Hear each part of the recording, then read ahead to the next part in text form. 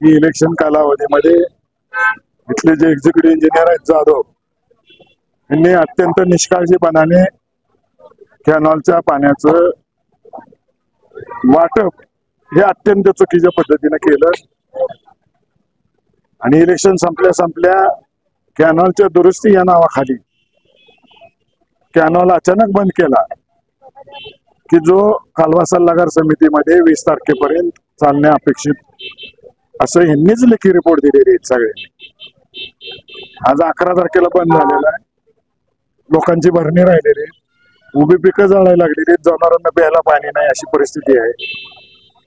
आणि आता आम्ही या ठिकाणी निवेदन द्यायला लागतो फक्त ठराविक प्रमुख लोक 4 तालुक्यात, आणि निवेदन देताना यांची सगळ्यांची उडवाउडवीची उत्तर आहेत। कोणी जागेवर नाही या ठिकाणी जबाबदार व्यक्ती। इथले SC जे अधिकारी आहेत त्यांना काहीच माहिती नाहीये।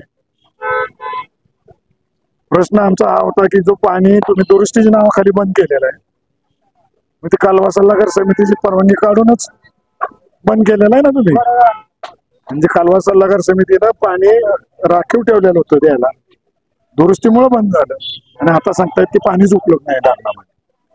म्हणजे उडवा उडवीची आणि फसवा फसवीची उत्तर आहेत। आता या सगळ्या लोकांच्या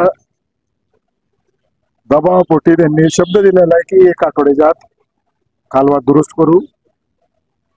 बाकीचं आता आमदार रणजित मोहिते पाटील साहेब असतील, महाराज साहेब असतील आणि चव्हाण साहेब असतील, चव्हाण साहेब आणि मी स्वतः सोलापूर जिल्ह्याचे पालकमंत्री चंद्रकांत दादांशी बोललो। लोकांची मानसिकता काय परिस्थिती आहे हे सांगितलेलं आहे।